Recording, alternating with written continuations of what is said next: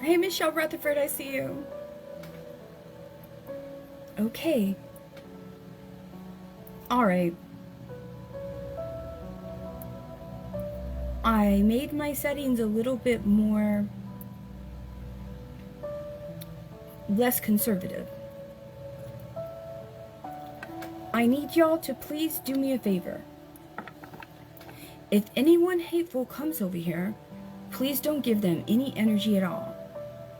If you start to have a discussion with them, well, you're giving them what they came for.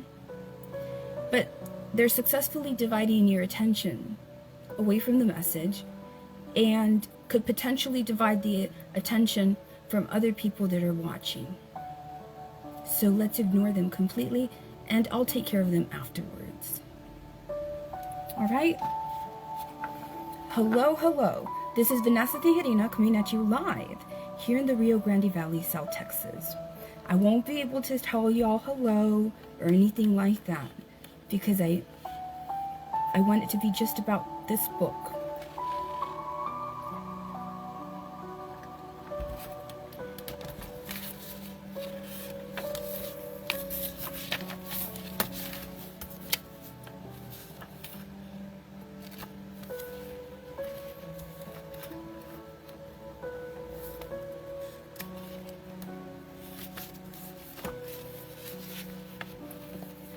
The book is called, well, here.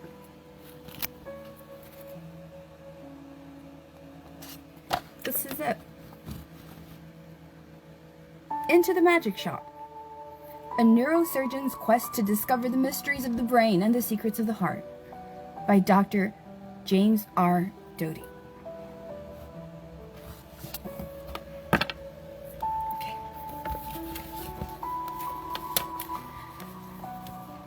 Hello, hello, this is Vanessa Tijerina coming at you live here in the Rio Grande Valley, South Texas.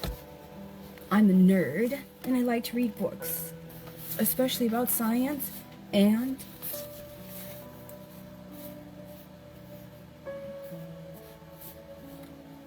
inspirational stories.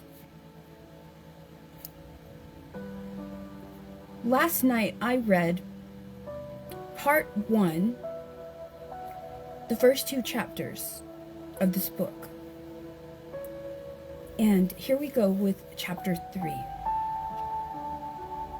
Thinking about thinking. A good magician signals to the audience that he's about to do his next trick. A great magician already has the audience under his spell before they even realize he's moved on to the next trick. Ruth was a great magician. I never knew there were voices in my head until Ruth pointed them out. I never knew how loud they were until Ruth asked me to try to keep them silent. It was hard to train my body to relax, especially at home in a small apartment where the television always seemed to be blaring, and every deep breath was infused with the stale cigarette smoke that hung heavy in the air. But if relaxing my body was difficult, silencing my thoughts seemed impossible. I had been coming to the magic shop for 10 days, and in many ways, it was more comfortable than my own house. I loved the quiet and the calm. After the first few days of lessons, Ruth started to bring lunch every day. We would finish our magic practice and go to the front of the store, and out would come a big green Tupperware container with a white plastic lid inside of which was usually sliced pieces of fruit, cheese, and crackers or nuts. The only nuts I usually liked to eat were corn nuts, but I tried Ruth's varieties even though some of them were weird. This was always followed by my favorite, Chips Ahoy cookies. If Neil wasn't busy, he would join us and tell us stories or show me a new magic trick or the latest card deck he was making. Neil liked to talk with his mouth full. Even though we were an odd and temporary trio, I quickly felt close to them, sort of like they were my family. I didn't have to be the caretaker in my magic shop. family, and for 2 hours a day, I had their undivided attention. We talked and joked, and there was an ease about it, unlike at home where certain topics were avoided, and underlying anger or resentment could surface at any time. Neil began every story by putting his reading glasses on and then looking over them and smiling at you as he began. Neil told a story about being stationed in the Korean demilitarized zone. He said he and his buddies were performing a magic act inside their canteen when their commanding officer came in and demanded they immediately report to the 38th parallel, the dividing line between North and South Korea. He and his 2 army buddies arrived at the checkpoint, but the military police wouldn't clear them to enter, because while they had their weapons, they were still wearing the top hats and long tails from their magic show performance. I don't know if this story or any of the stories Neil told me were true or exaggerated, but they made us laugh.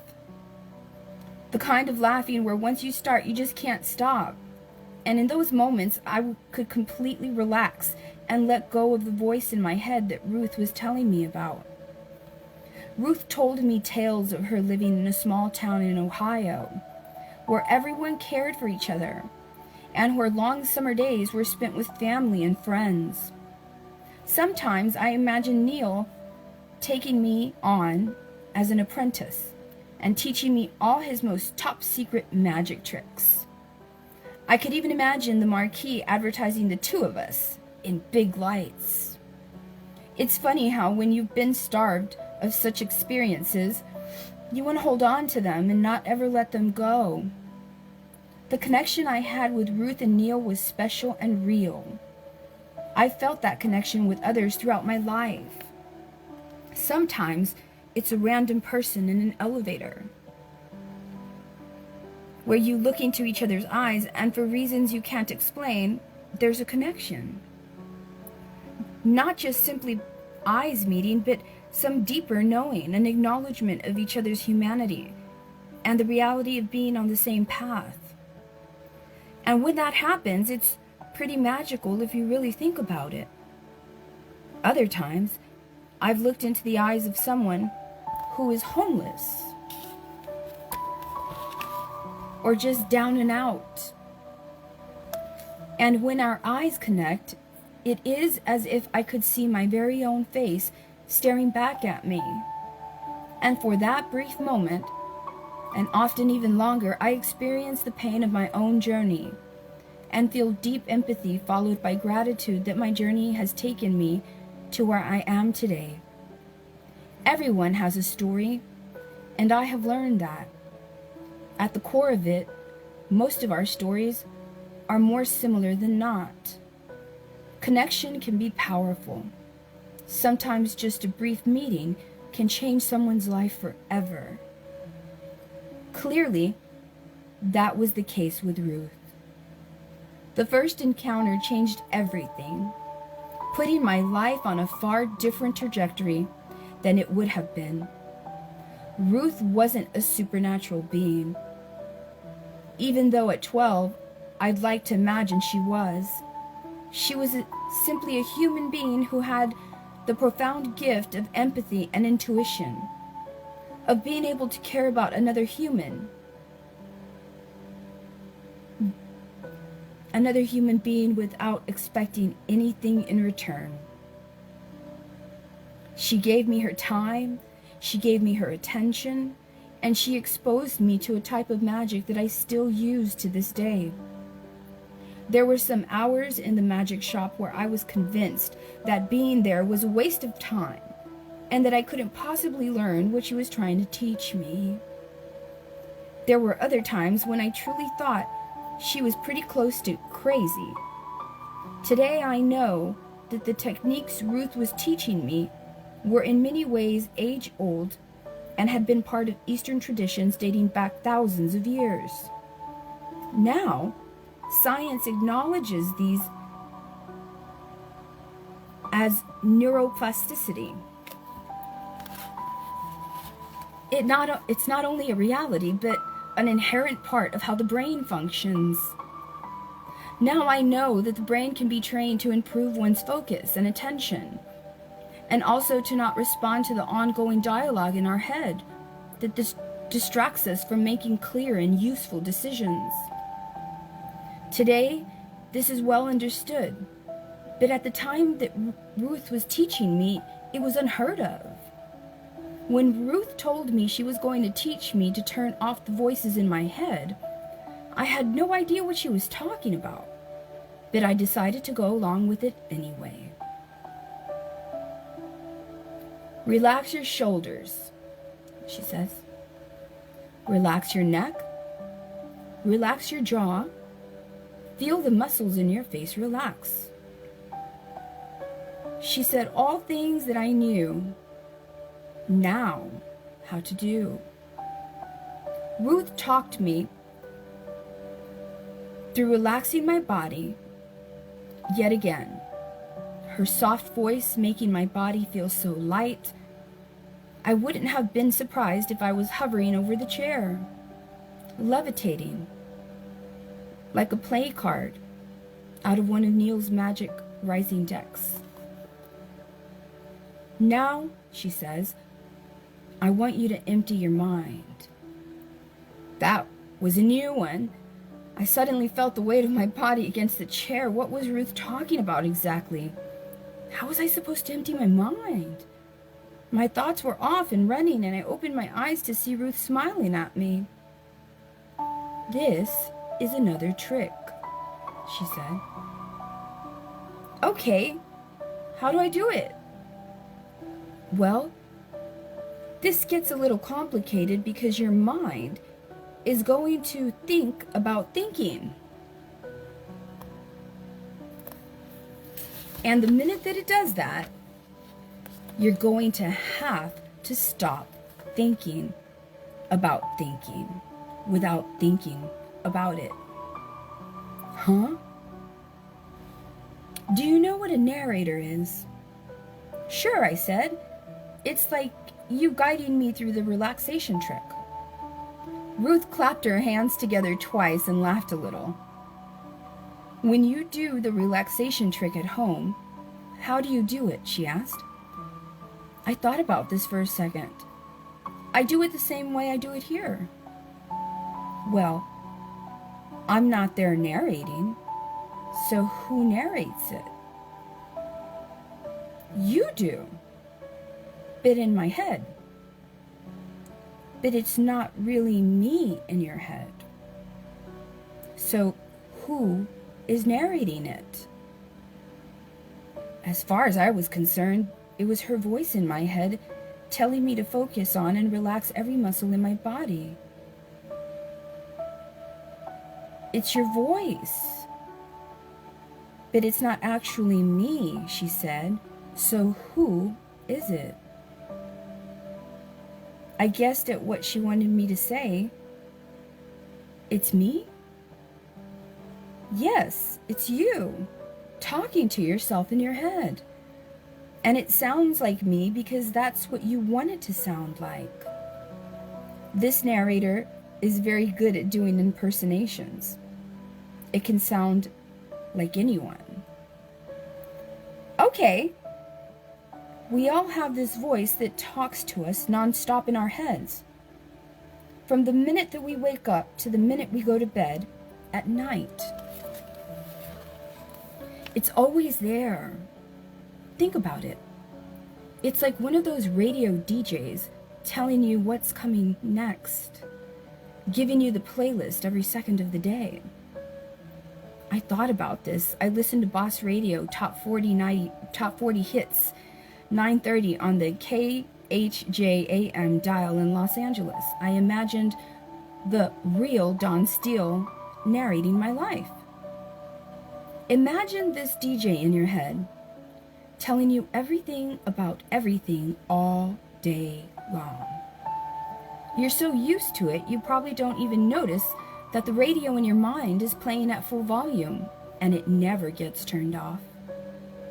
Was it true? I wasn't sure. I hadn't noticed it before, I was always thinking about stuff, but I had never really thought about thinking before. This voice in your head is judging every second of your life as either good or bad.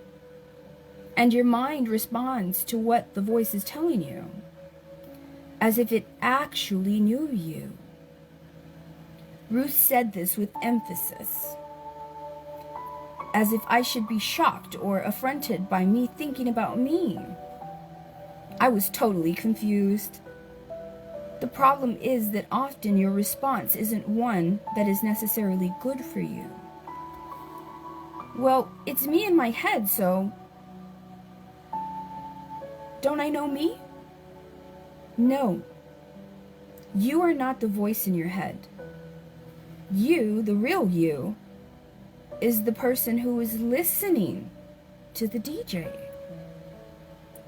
I wonder just how many people Ruth thought lived inside me. Maybe she heard voices in her head. But I was pretty sure it was just me in my head, not some DJ telling me the weather and queuing up the next song. Here is what I want you to understand. You can't trust the voice in your head, the one that's talking to you all the time. It's more often wrong than right. You can think of this trick as learning to turn the volume way down and eventually turning it off altogether. Then you'll understand what I'm talking about. I guess I could give it a try, I told her. What's the DJ saying right now? She asked. Right at this very second in your head. I thought about what I was just thinking. He's saying that I have no idea what you're talking about, and that this isn't going to work. The DJ was also saying that this whole thing sounded really stupid, but I wasn't going to tell Ruth that. She smiled at me. That's good. You see, you just thought about what you were thinking about. That's the first part of this trick. I nodded, as if I understood. We're going to practice thinking about thinking. Now close your eyes and take a few minutes to relax your body again. I closed my eyes and went through the relaxation sequence I had practiced 100 times by now. I started with my toes and worked my way up to the top of my head, every muscle relaxing as I thought of it in my mind. By now it felt good, like being in a tub that was slowly filling up with warm water. Just focus on your breath, Ruth said. In and out. I went back to thinking about my breath, but then started thinking about hanging out with the guy from my class. He lived in the nice part of town. His father owned a construction company, and they lived in a huge house, and his parents drove matching Cadillacs. He had invited me over for dinner last year, and during dinner his mom asked where I lived and then what type of work my father did. I wanted to crawl under the table and disappear. My father didn't have a job and had been arrested on more than one occasion for being drunk and disorderly. And it wasn't something I could tell her, and probably wasn't something she wanted to hear. I had done it again. I was thinking about something other than my breathing. This was hard. I couldn't do it. It seemed like I could only take about 5 breaths before I started thinking about something else. I decided to count how many breaths, but then realized that if I was counting breaths, I was still thinking. This was actually impossible. Are people really able to do this? Could Ruth do this trick? How many breaths could she take without thinking about something? Should I ask her? Did it take Ruth a long time to learn? Or was I just really bad at it? What's the point anyway? And on I went. I tried my best to slow down my thoughts, but apparently my mind was unable to sit still like the rest of me. Would Ruth know if I just faked it? Open your eyes, she said. I looked at Ruth. I had totally failed this one. It's too hard, I said. I can't do it. You can do anything, Jim. Not this. It just takes practice. Just try to stop your thoughts for a second, then a few more seconds, then a little longer. I'm really not good at this. Ruth just looked at me and said nothing for a few seconds. Everyone who tries this says the same thing at first. You can be good at anything you want, even this. You just don't know yet. I suddenly felt the pain of all the times that I had felt that I wasn't good enough, or didn't belong, or couldn't afford something. And just like that, I felt my eyes start to sting. Every once in a while during that time with Ruth, those feelings would well up and I would want to lay my head down and cry.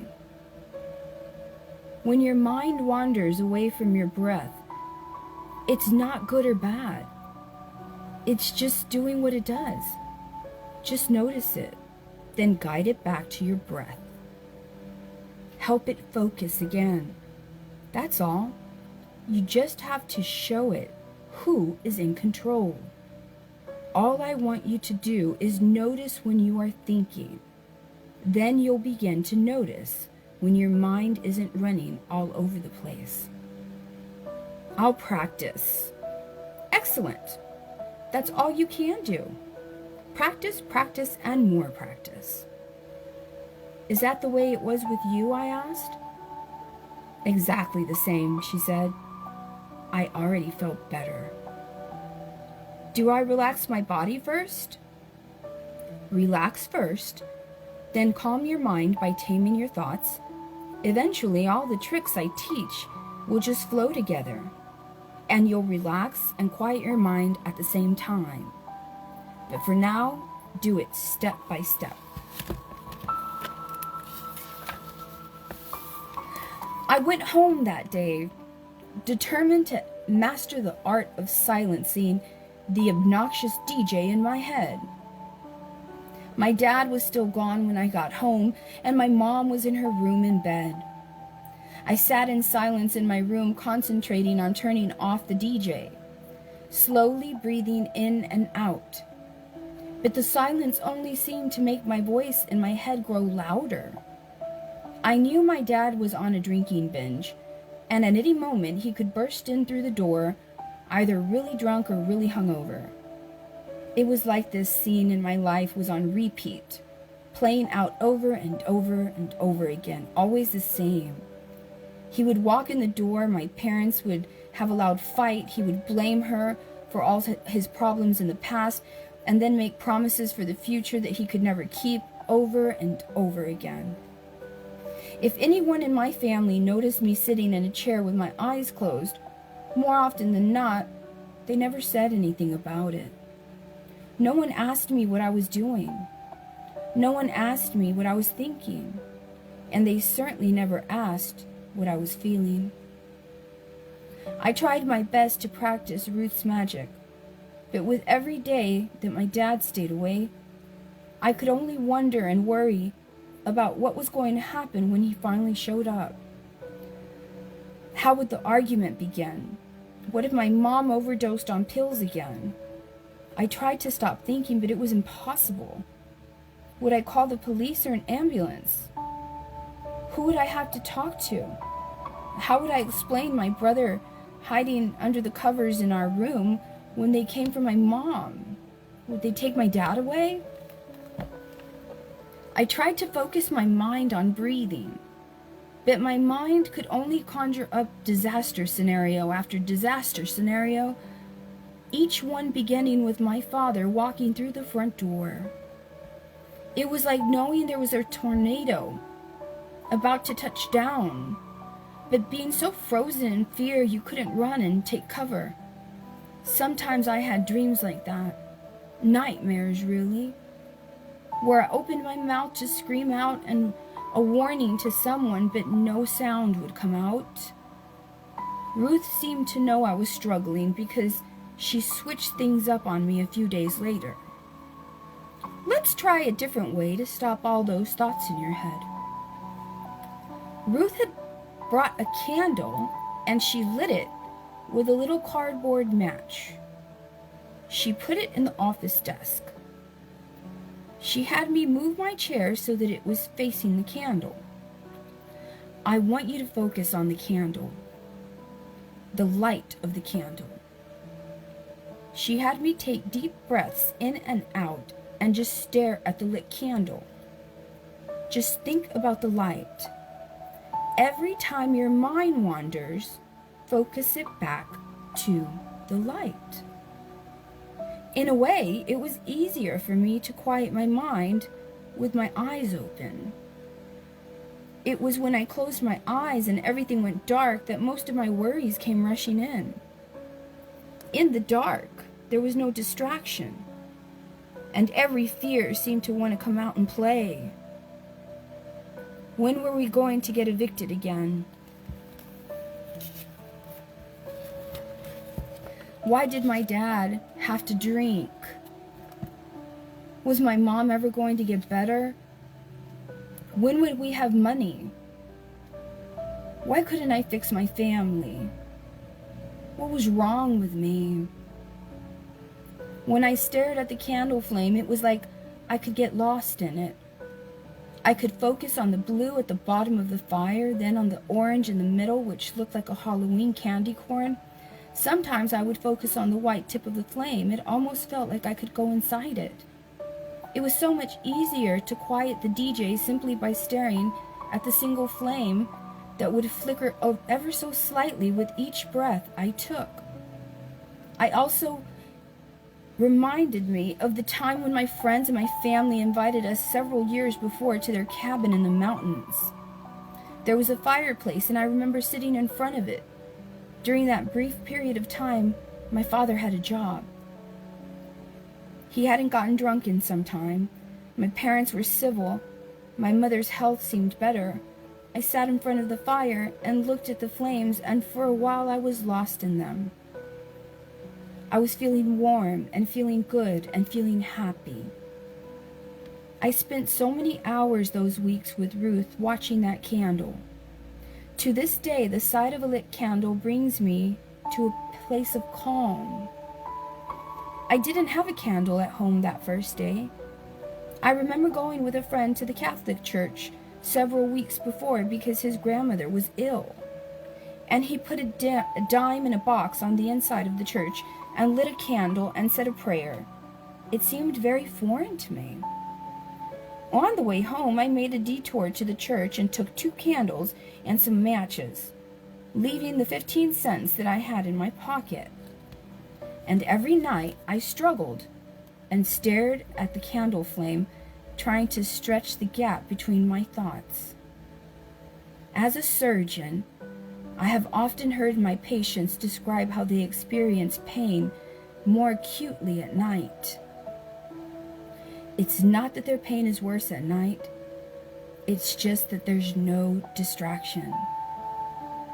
The mind gets quiet and the pain that was there all day seems louder. It's the same reason why our eyes can fly open at 2 a.m. and every anxiety about the future or regret about the past will play itself out in the dark of night. Ruth taught me how to control my mind, and in doing so, she helped me stop reliving the guilt and shame of past events, and the anxiety and fear of imagining possible future events playing on the radio station of my mind. Or perhaps more important, she taught me not to respond emotionally to these thoughts the same way I had previously. She taught me the pointlessness of wishing for a different past and the futility of worrying about all of the frightening futures over which I had no control. In all, we spent almost 3 weeks practicing 3 different ways to make me aware of my thoughts and bring quiet to my mind. Focusing my breath, staring at a candle flame, and the final method, chanting.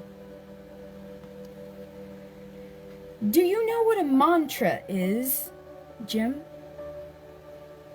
I I shook my head. I didn't have a clue. It's kind of like a song or a sound you make that helps you. It helps you focus your mind. Just like you've been focusing your mind on your breathing or the candle. This is another way to trick your mind. I looked at her again and noticed she was wearing a necklace with a whistle and a bell. Is that what she was talking about?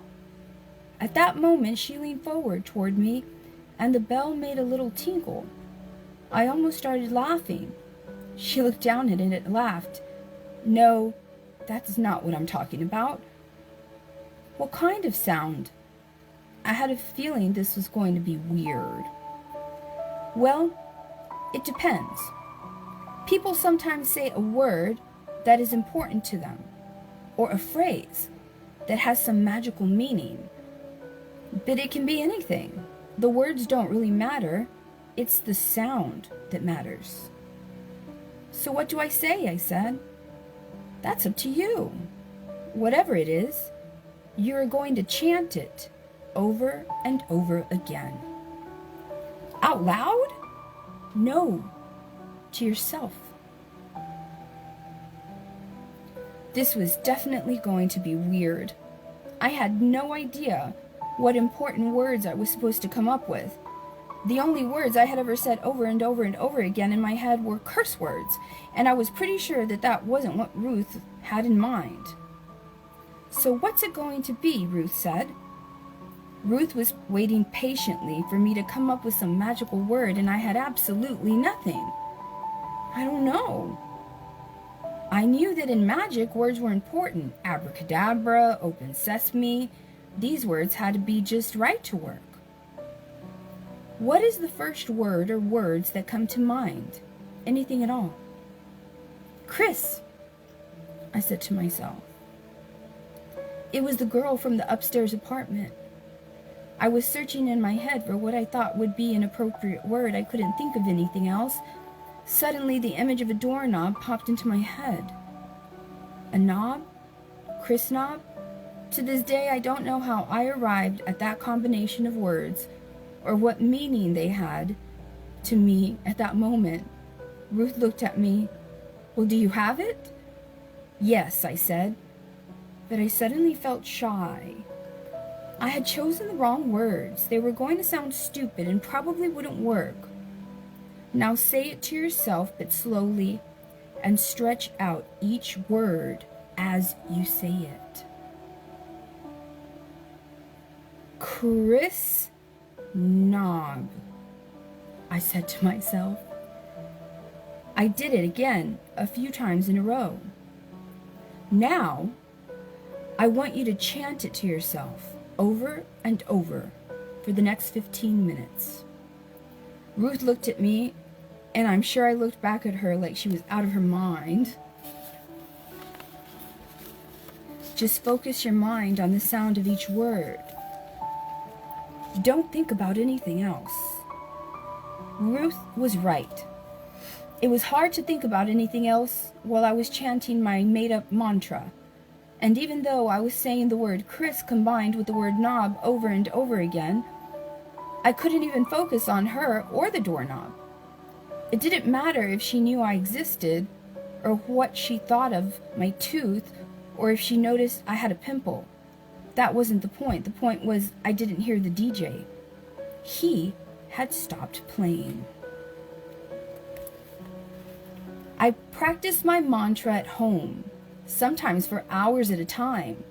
For reasons that I understand now, it was amazingly calming. Repetition, intention, the surest way to change your brain. By combining the breathing technique that Ruth had taught me with either looking at the flame of a candle or slowly repeating my mantra, things began to change. Eventually, my father did come home. This time, he was hungover and repentant. My mother had come out of her room, and it began. The usual arguments, but this time, it included the fact that we had been given an eviction notice. I had been in my room for the last few hours practicing my breathing and chanting to myself. For reasons that I can't explain, I walked into the room and told them I loved them. I realized I saw them in a different way. I went back to my room. I didn't feel angry or upset. I accepted the situation. I realized after a few minutes that I didn't hear anything either in my head or outside of it. The house had gone silent. I walked back out to the living room and saw my parents were just sitting there quietly. "It's going to be okay," my dad said. "We love you too," added my mom. At that moment, I didn't really know if things were going to be okay or not.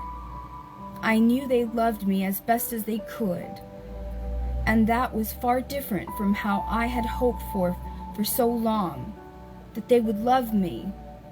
Yet at that moment, it felt like enough. The first brain I ever saw was suspended in a glass jar full of formaldehyde. It was gray and furrowed, more like a giant walnut or a 3-pound lump of old hamburger than a supercomputer responsible for all human functioning. I stared at the wrinkled mass, and my mind wondered how such a gelatinous blob of gray and white matter could be the source of thought, language, and memory. I would learn the places in the brain responsible for speech and taste and all motor functions. But there was no instructor who could ever show me, not in a textbook or during surgery, what part of the brain I could slice into and watch love spill out. There was no cross-section that would show a mother's drive to nurture and protect her child. There was no small sliver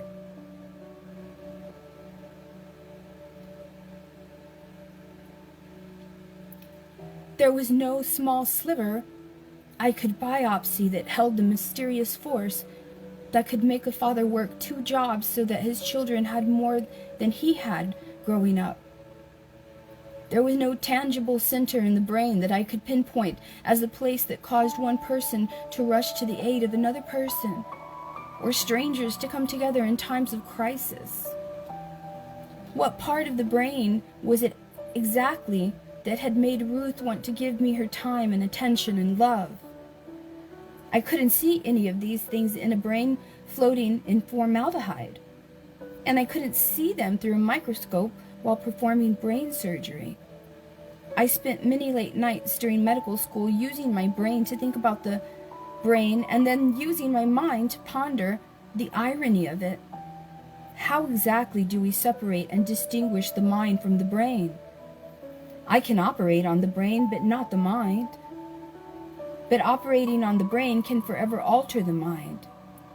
It's a dilemma of causality, a circular reference problem, like the perennial question of what came first, the chicken or the egg.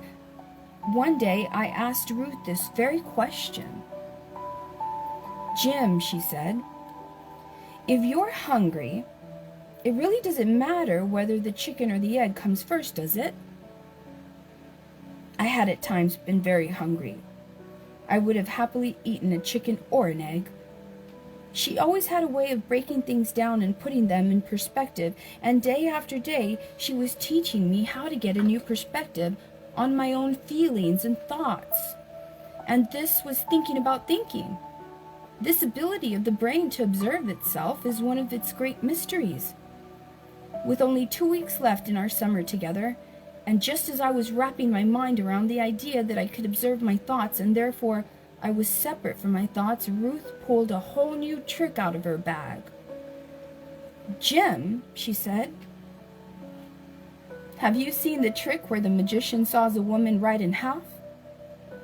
I nodded, "Of course." "Well, we're going to do a trick kind of like that, but with your heart. We're going to cut it open, split it right down the middle." I had no idea what she was talking about, But by this time I was used to Ruth springing things up on me, and I knew all I had to do was settle in, buckle up, and enjoy the ride. These are Ruth's tricks. Number 2, taming the mind. 1. Once your body is relaxed, by using Ruth's trick number 1, it is time to tame the mind. 2.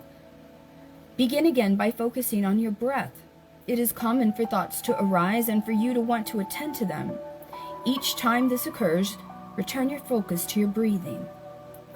Some find that actually thinking of their nostrils and the air entering and exiting helps bring their focus back. 3. Other techniques that assist in decreasing mind wandering are the use of a mantra, a word or phrase that is repeated over and over, and focusing on the flame of a candle or another object. This helps avoid giving those wandering thoughts attention. In some practices, the teacher gives the mantra to the student, who tells no one else the mantra. But you can pick whatever word you like as your mantra. Or you can focus on a flame or another object. Find what works best for you. Everyone is different. 4. It will take time and effort. Don't be discouraged. It may take a few weeks or even longer before you start seeing the profound effects of a quiet mind.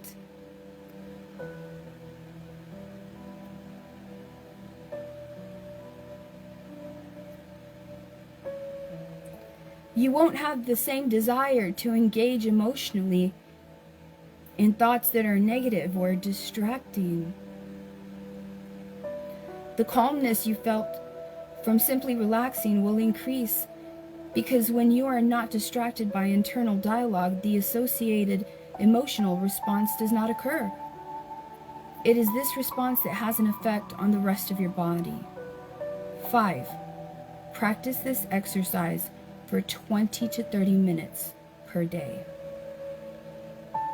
The reward for taming the mind is clarity of thought. Chapter 4 of Part 1. Growing pains. I left earlier than usual for the magic shop because it was expected to be one of the hottest August days on record in Lancaster. Triple digits. The sky was full of wispy clouds that looked more sooty than white. It wasn't sunny and it wasn't cloudy, and everywhere you looked it was either brown or gray. I could feel the heat coming up from the ground through the pedals on my bike. So hot I thought it would singe the hair on my legs. I had to alternate one hand at a time on the handlebars so both hands didn't feel like they were burning. I tried riding no-handed for a while down Avenue K and was just getting up a good rhythm when I heard yelling from the field next to the Episcopal church. I recognized the bigger kid, the one who was throwing the punches. He was 2 grades above me. And both my brother and I had been pushed around and hit a few times and even spat on by him and his trusty sidekick. They were a gang of 2 and pretty much ruled Lancaster in the afternoon between the hours of 3 and 5 during the school year. Obviously, they were operating on extended summer hours, because here it was not even 10 a.m., and I could see one of them punching and kicking a kid while the other yelled and laughed. I couldn't see who it was because the kid on the ground was curled up and had his head down. His arms were wrapped around the top of his head, trying to protect it. For a second I thought it might be my brother, but then remembered he had actually been home when I left. I'm not sure what it was that made me get off my bike and start yelling at those boys. I was used to defending my brother, a habit that I would carry into my adulthood, but I didn't go looking for fights, and certainly not with these guys. They didn't hear me at first, and I walked toward them. It was like I could feel every punch and kick they delivered to the boy on the ground, and my heart started to hammer in my chest. I took a deep breath and yelled again for them to cut it out. Stop it! The big guy was hunched over the kid, and when he heard me, he stood up tall. He gave me a snarly grin and then kicked the kid on the ground one more time in the stomach. It made me flinch and feel like I had just been kicked in the stomach myself. "Who's going to make me?" he said. Their attention diverted to me, and I saw the kid on the ground rolling onto his back and start to get up. It was a kid I knew of from school. I couldn't remember his name, but I knew his family had transferred here last year. His dad was out at the air base. The kid's face was bloody and his glasses were in the dirt next to him. He had to be half the size of all three of us. I was as tall as these older kids, but they outweighed me by at least 30 pounds. I watched as he got to his feet and started staggering towards the church. I couldn't blame him for getting the hell out of there. "You going to take his place?" The two boys took a few steps towards me, and I felt my mouth go dry and my ears start to buzz. I tried taking some deep breaths the way Ruth had taught me, but I couldn't seem to get the air to fill up my lungs. This was not going to be good. "So you think you're a hero? Some kind of frickin' hero?" I didn't say anything. I tried relaxing my legs and my hands like I had learned in the magic shop. I bounced up and down on the balls of my feet and cleared my thoughts. If I had to fight, I would. I wasn't going to run. "I'm going to kick your ass. And then we're going to take your bike." I still didn't say anything. I sensed the sidekick moving behind me a little, but I just stared straight at the guy who liked to punch and kick. He was the one who called the shots for the pair. He moved his face so close to my face that I could see some sort of white gunk in the corner of his mouth. It was getting hotter out by the second, and his face was sweaty and dirt-stained. "Unless you want to kiss my feet," he said. I thought of Ruth and Neil in the magic shop. They would be waiting for me to write up about now. What would Ruth think if I had skipped a day with her when I didn't show up? Would anyone find me out here bleeding? Did the other kid go get help? Did this guy wake up, have his cereal and milk, and just run out of the house ready to beat people up, all without even wiping his mouth? All these thoughts started racing through my mind, and I just stared at the dry, white gunk and pretended it was like the light on a candle. "Kiss my feet," he said. I looked up and into his eyes and spoke for the first time since I had told them to stop beating the other kid. "No." He reached out and grabbed the front of my t-shirt. "Kiss my feet," he threatened. His mouth began to make a smile like someone who knows he has power over another. His face got right up to mine, and I could smell and feel his breath. I closed my eyes for a second, and in that second, something was different. I opened my eyes and looked directly into his. I stared deep into his eyes the way we do when we're trying to really understand something or someone. "You can do anything you want to do to me, but I'm not kissing your feet." He laughed and looked to the side at his friend. I saw him raise his eyebrows, and then he looked back at me. I stared at him without blinking. He lifted his fist and cocked it behind his ear. I didn't flinch. I just kept my eyes locked on his, and in that moment, I didn't care that he was bigger than me or that there was some other kid's blood on his fist. I wasn't going to back down, and I wasn't going to give him the power to make me afraid. And I wasn't going to kiss his feet or anyone's feet, ever. And for a second, our eyes locked together, and I saw him. And he knew I saw him. I saw his own pain and fear. A pain and fear that he tried to hide with his bullying. His gaze broke from mine, and he looked to his sidekick and back at me. "What a waste," he said. He let go of my shirt and pushed me a little so that I stumbled a bit back, but I didn't fall down. He looked at me again for the briefest of moments and turned away. "It's too hot. Let's get out of here." I felt the other kid give me a little push against my back, but it was more for show than anything else. I could tell he wasn't sure what had just happened. They both started walking away, and I could see the other boy talking to the bully. I knew he was asking why he didn't beat me up. The bully pushed him and said, "Shut up." Neither of them looked back.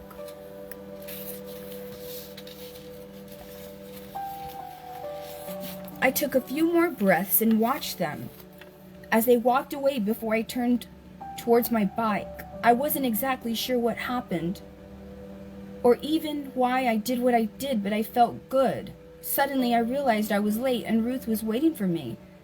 I hope she didn't think I'd just blown her off. I certainly made my share with you, but I'm telling you, it's not too late to fix this. You'll regret it if you don't. Trust me. Everything got quiet. I didn't want them to walk out and see me eavesdropping.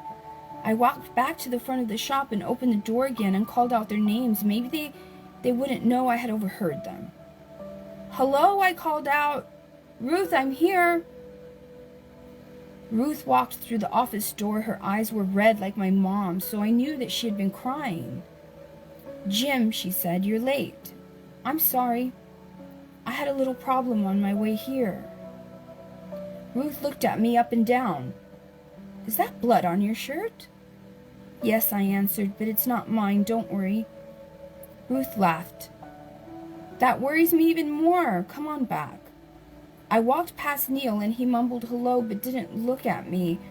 I wasn't sure what I had done or what he had done, but it must have been bad. It seemed like he hated me now. Ruth had sat me down in the chair and walked me through the relaxation exercise and then asked me to chant my mantra in my head. I started, but I couldn't stop replaying the conversation I had overheard. What mistake had Neil made with me? What was so bad that Ruth would be crying? I couldn't take it anymore. I certainly couldn't tame my thoughts right now. What happened? What did I do? Why is Neil mad at me? I blurted out all three questions with my eyes still closed, and then I opened them to see Ruth looking at me with a puzzled look. "Why would you think you did something?" she asked. "I heard you and Neil arguing about me. I heard you through the door. He hates me." Ruth continued to stare at me, and then she just nodded her head. "You heard all that?" "Yes," I said, miserably. I knew Ruth and Neil had been too good to be true. I was pretty sure this was my last day at the magic shop. "Really now? And what did Neil say about you?" "He said," then I thought about it but couldn't remember exactly what Neil had said about me. "Yes," Ruth prompted.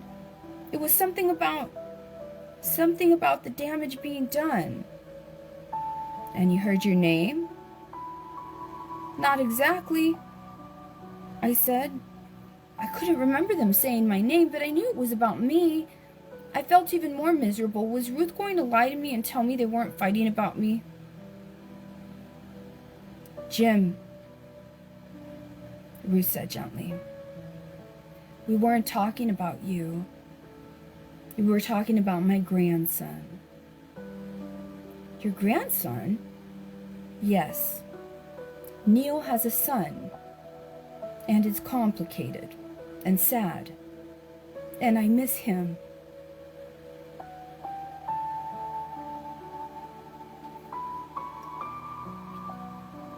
"How old is he?" "He's around your age." "Where is he?" "He's with his mom right now, but that's not important. What's important is why you thought our argument was about you. Why would you think Neil hated you?" I really didn't know what to say. I had just assumed they were talking about me. "Jim, everyone has situations in their life that cause them pain. The situation with my grandson and my son hurts my heart.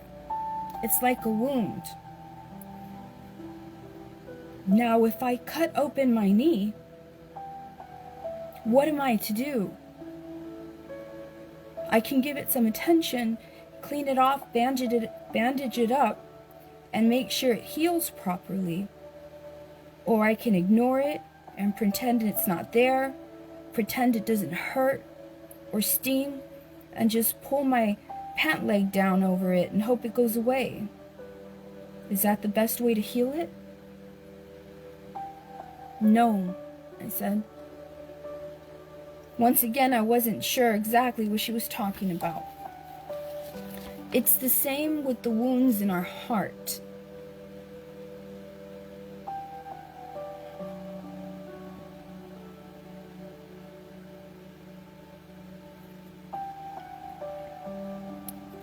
We need to give them our attention so that they can heal. Otherwise, the wound continues to cause us pain. Sometimes, for a very long time, we're all going to get hurt. That's just the way it is. But here's the trick about the things that hurt us and cause us pain. They also serve an amazing purpose. When our hearts are wounded, that's when they are open. We grow through pain. We grow through difficult situations. That's why you have to embrace each and every difficult thing in your life. I feel sorry for people who have no problems, who never have to go through anything difficult.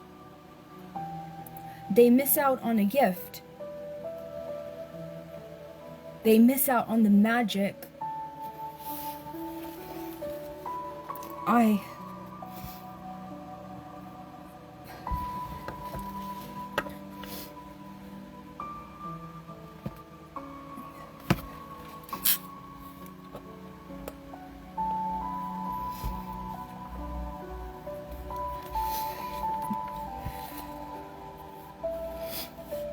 I nodded at Ruth, and I spent a lot of my life so far comparing myself to my friends who seemed like they had everything.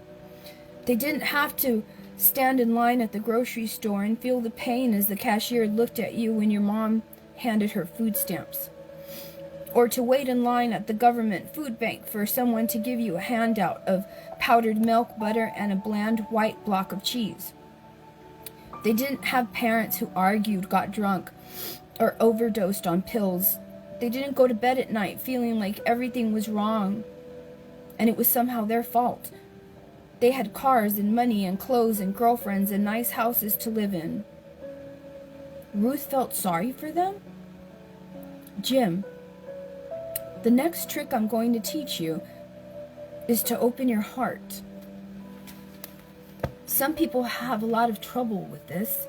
For you, it's going to be easier. Why? I asked.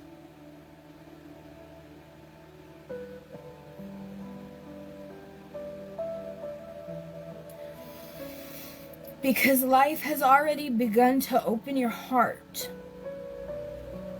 You care, Jim. You care for your family, your brother, your mother, and even your dad. You cared when you thought Neil was mad at you. You care enough to come here every day. I have no doubt about your ability to care about others. That's part of opening your heart. I thought about the boy who had been getting beat up that morning. I didn't really know him, but I did it because I cared. I cared enough to stop my bike. I knew I cared because I could have been and had been that kid. I cared because I had felt pain and humiliation a million times already, and it hurt a lot. The other part of opening your heart, she said, and this is where you are going to have to really practice, is caring about yourself. I cared about myself. That was going to be easy. There's a reason why you assumed our conversation was about you, Jim. You made a big leap from what you heard to Neil hating you. I just misunderstood, I said. Yes, Ruth laughed. We all misunderstand each other, ourselves, situations. It's a good lesson to learn. That not everything is about us. I think I need to learn that same lesson when it comes to my grandson. I nodded. Each of us chooses what is acceptable in our lives. As kids, we don't get a lot of choice. We are born into families and situations, and it's all really out of our control. But as we get older, we choose. Consciously or unconsciously, we decide how we are going to allow ourselves to be treated. What will you accept? What won't you accept? You're going to have to choose, and you're going to have to stand up for yourself. No one else can do it for you.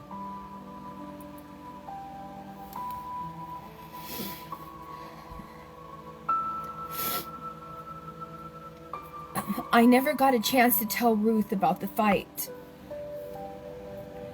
that I had witnessed that morning, and I never heard Neil and her fight ever again. Every day for the next week, she taught me to open my heart. She explained to me that so often the conversation going on in all of our heads is one that is hypercritical and negative. One that frequently causes us to react in a way that isn't in our best interests. One that causes us to relive events over and over, or to wish for things that might be or should be, so much so that we aren't really here a lot of the time.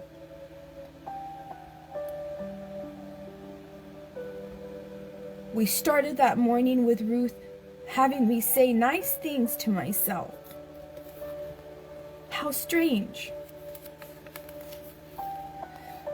Over and over, I said repeatedly, I am good. It's not my fault.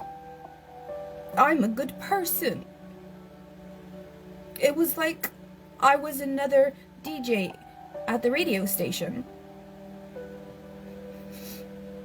But everything I said was nice and comforting. Every time I caught myself listening to the other DJ, I stopped and began the kindness mantra to myself.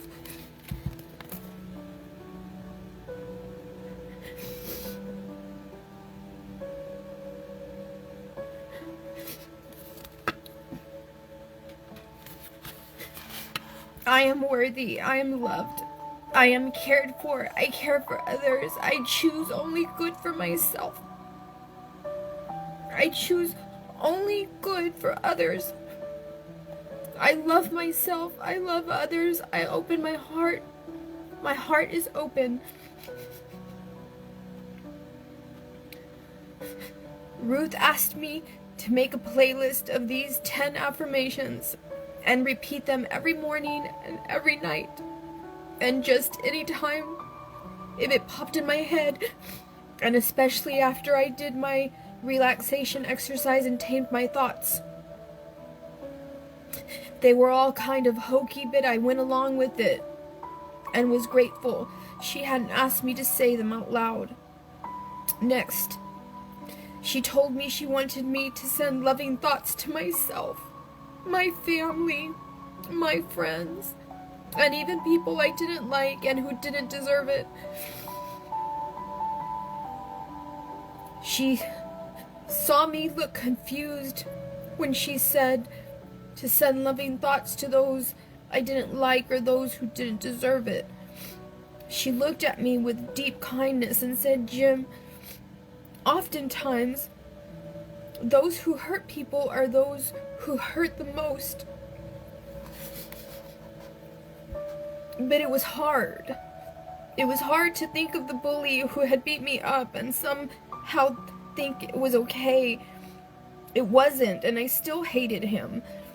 And all the other people who had been mean to me and hurt me. But I kept trying over and over And after a while, I found that if I thought of them being hurt or being beat up and crying in pain, then what it felt like it happened to me. It was easier when I began to realize that when I was angry with someone, it was usually because I was hurting on the inside. I was angry at myself for something. I had never realized that before. Her words kept coming back to me. To those who hurt people. Those who hurt people are often those who hurt the most. And she was right. And that was her point. If you can heal your own wounds, you don't hurt anymore, and you don't hurt others. Wow. Was being with Ruth somehow healing me?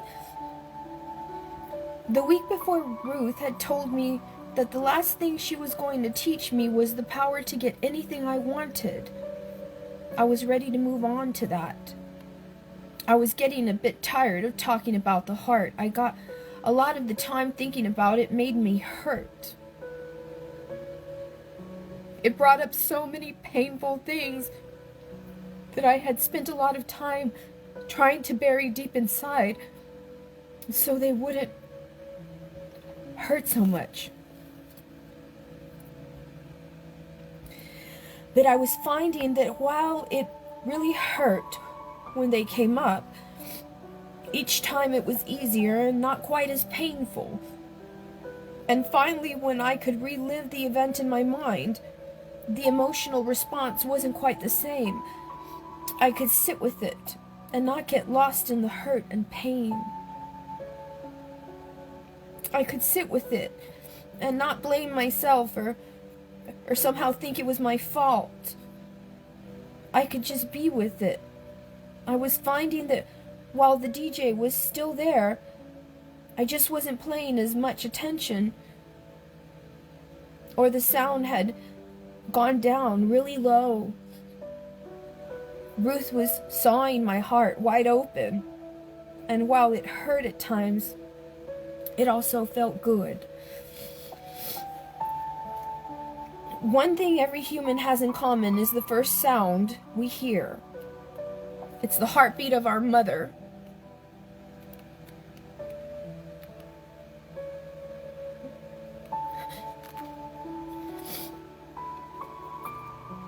That steady rhythm is the first connection each of us knows. Not with our minds, but the knowing is there in our hearts. The heart is where we find comfort and our safety in the darkest of places. It is what binds us together and what breaks us when we are apart. The heart has its own kind of magic. Love.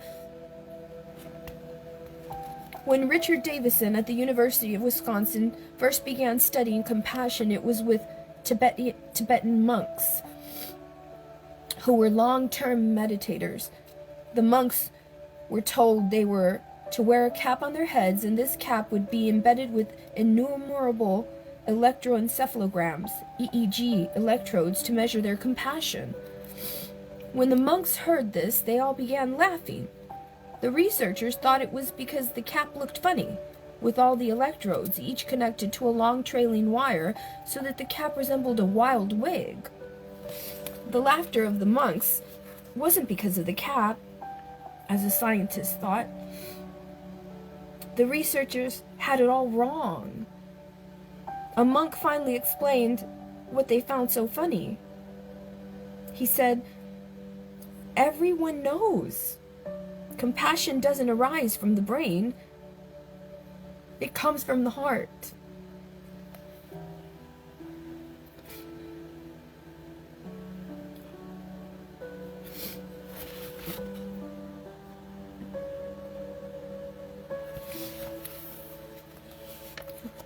Research shows the heart is to be an organ of intelligence. with its own profound influence not only from our brain, but on our brain, our emotions, our reasoning, and our choices. Rather than passively waiting for instructions from the brain, the heart not only thinks for itself, but sends out signals to the rest of our body. The part of the vagus nerve that arises in the brainstem and that has immense innervation in the heart and other organs is part of the autonomic nervous system. The pattern of heart rhythm, known as heart rate variability, is a reflection of our inner emotional state and is influenced by the autonomic nervous system. In times of stress or fear, the vagus nerve tone decreases, and there is predominance of expression of that part of the autonomic nervous system called the sympathetic nervous system. In the sympathetic nervous system, it's associated with a very primitive part of our nervous system designed to respond to threat or fear by increasing blood pressure and heart rate, as well as decreasing heart rate variability. Conversely, when one is calm, open, and relaxed, the tone of the vagus nerve is increased and the expression of the parasympathetic nervous system predominates. The parasympathetic nervous system stimulates our rest and digest response, while the sympathetic nervous system stimulates the fight or flight response. By measuring the heart rate variability, researchers are able to analyze how the heart and nervous system respond to stress and emotions. Feelings of love and compassion are associated with an increase in heart rate variability, and when we feel insecurity, anger, or frustration, our heart rate variability decreases, becoming more smooth and regular. Many people get this confused because it would seem logical that with an increase in stress and heart rate, our heart rate variability would become chaotic, irregular, and highly variable. And vice versa, when the heart rate variability is steadiest, is when we should be the most calm and relaxed. Heart rate variability, however, is just the opposite of what we expect. Interestingly, one of the greatest causes of sudden cardiac death is lack of heart rate variability, a result of chronic arousal to threat and decreased vagal nerve tone. Stress, anxiety, chronic fear, negative thinking can all cause blood to pound into the heart with extra force. It's the body's equivalent of screaming fire in a crowded theater. Over and over again, eventually somebody is going to get trampled. Ruth was helping me form new neural connections in my brain. It was my first experience with neuroplasticity. Well, before the term was commonly used. In fact, although American psychologist William James first presented the theory over 120 years ago, it wasn't until the latter part of the 20th century that it became understood that neuroplasticity was even possible. Not only was Ruth training me to change my brain by creating new neural circuits, but she was also training me to regulate the tone of my vagus nerve, and by doing so, affect both my emotional state and my heart rate and blood pressure. With only an intuitive sense of the effect of what she was teaching me and knowing none of the physiology behind the magic, she was making me more focused and attentive, calmer, boosting my immune system, lowering my stress, and even lowering my blood pressure. My mother asked me one day if I was using drugs. To that point, I had never done so. I was terrified of alcohol and drugs. By this time, my mother had attempted suicide with drugs several times. She told me I seemed much calmer and happier. She told me I didn't seem as on edge. Ruth was improving my ability to regulate my emotions, increasing my empathy, my social connectedness, and making me more optimistic. She changed how I perceived myself and how I perceived the world. and that changed absolutely everything. The best and most skilled magicians know how to control the attention of an audience, manipulate its memories, and influence its choices without the audience having a clue what's going on. By teaching me to relax my body and tame my thoughts, Ruth was guiding me in learning how to control my own attention. She was teaching me to perform the greatest magic trick of all time, an illusion bigger than anything Houdini could pull off, and in front of a really skeptical audience known to heckle at will, my own mind. By learning to observe my thoughts, I was learning to separate myself from them. At least that's what Ruth told me. At the time, I was not quite sure I understood it all. Still, even with Ruth and her tricks, I couldn't see my life changing all that much. I still lived in a small apartment in a part of town that no one volunteered to live in. I was still poor. I had few friends and a social life that did not exist. And although I knew my parents loved me, my life remained dysfunctional and chaotic.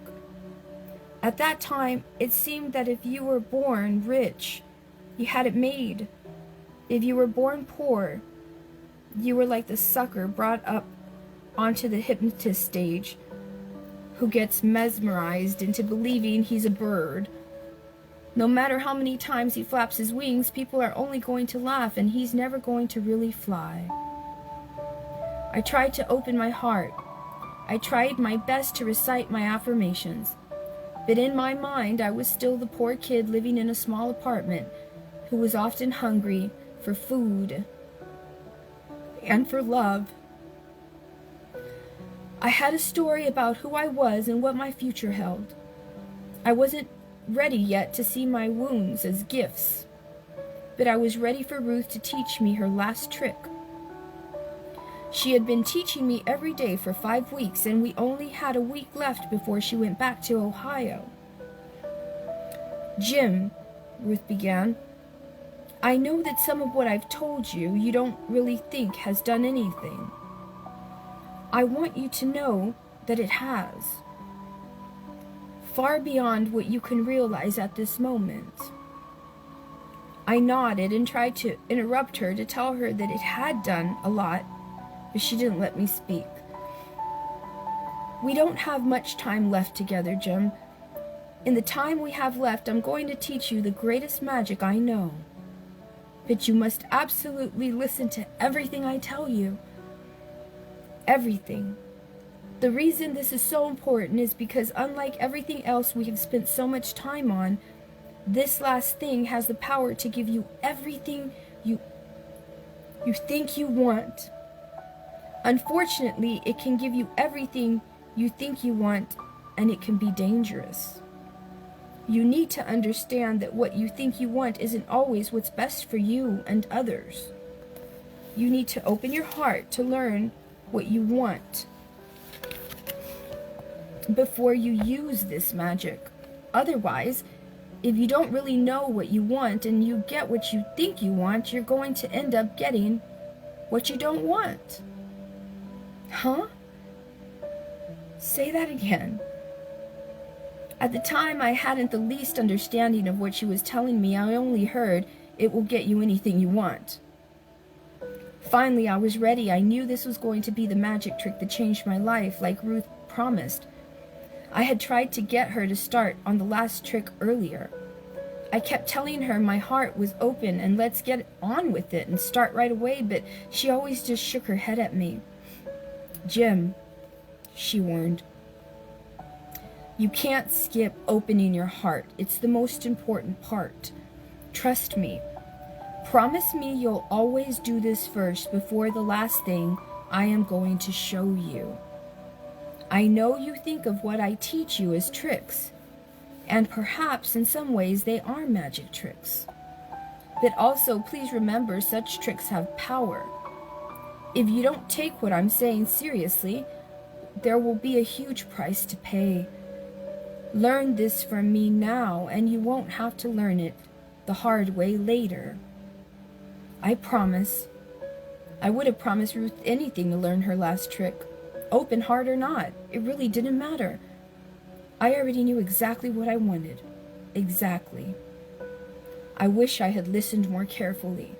I wish I had learned at 12 to lead with a heart that's wide open to others and to the world. What pain could I have prevented? How different would my life lessons have been?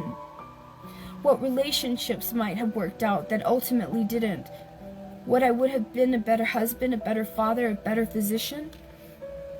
Would I have gone so brashly through my first half of my life demanding my due? What choices would I have made differently? It's hard to say. I believe we learn what we are meant to learn, and some of us are simply meant to learn things the hard way. Ruth tried to help me as best as she could. She taught me to stand up for myself and to not let others determine my value, my worth, or my potential. She tried to save me from causing my own suffering. But I was young, and I was hungry. And when she showed me how to train my mind, she opened up the whole world to me. And I attacked it like it was the enemy. There was no way I could have known then what I know now, because if I had, I would have truly opened my heart first. The head is so powerful, but it can only get us what we really want if we open our heart first. Experiencing pain can be a gift if one learns from the pain.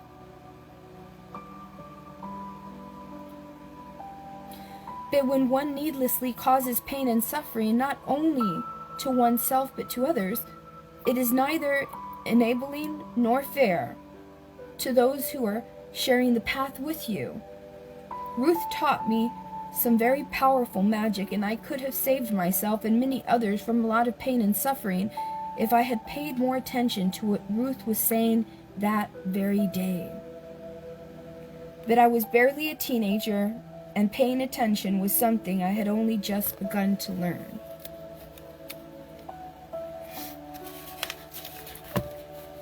Ruth's trick, number 3. Opening your heart. 1. Relax your body completely by using Ruth's trick number 1. 2. Once relaxed, focus on your breathing and try to empty your mind completely of all thoughts. 3. When thoughts arise, guide your attention back to your breath. 4. Continue to breathe in and out, completely emptying your mind. 5. Now think of the person in your life who has given you unconditional love.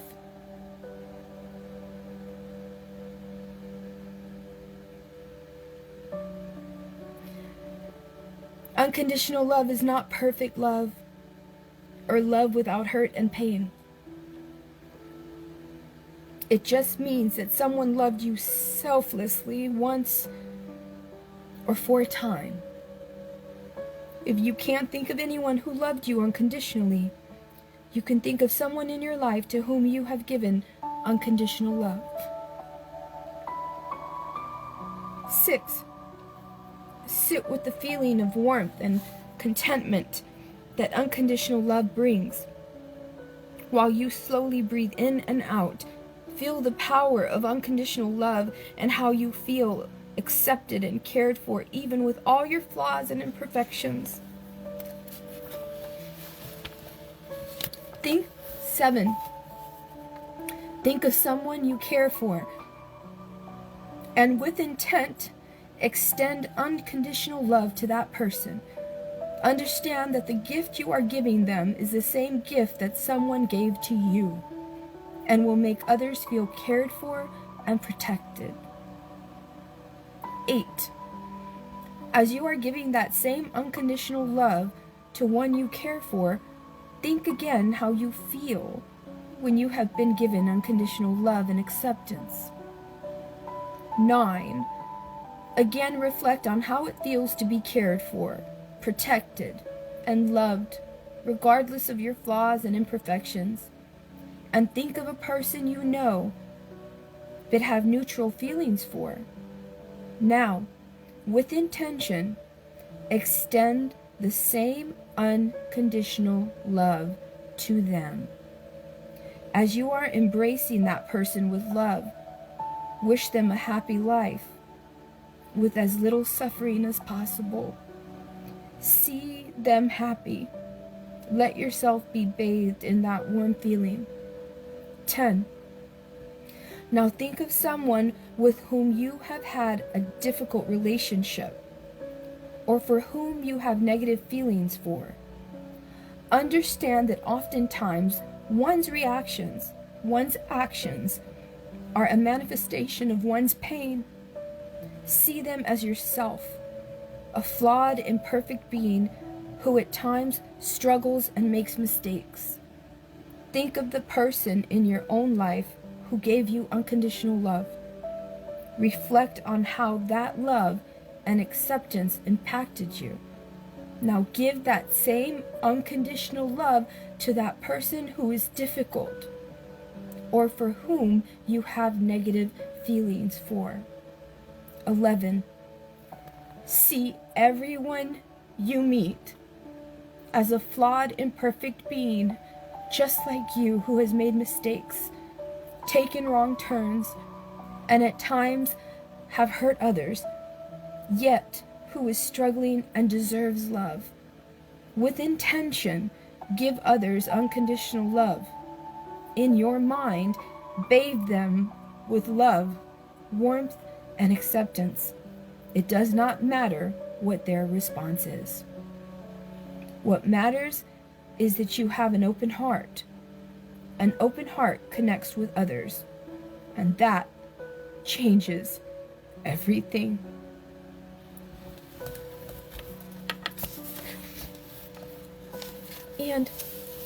And we'll save the last paragraph, the last chapter, for next time. The last chapter is the last chapter in the first part. So the next time I see you, I'll read you the last chapter of the first part and the first chapter of the second part. And I'm going to end this video right now, and I'll see you in 5 seconds.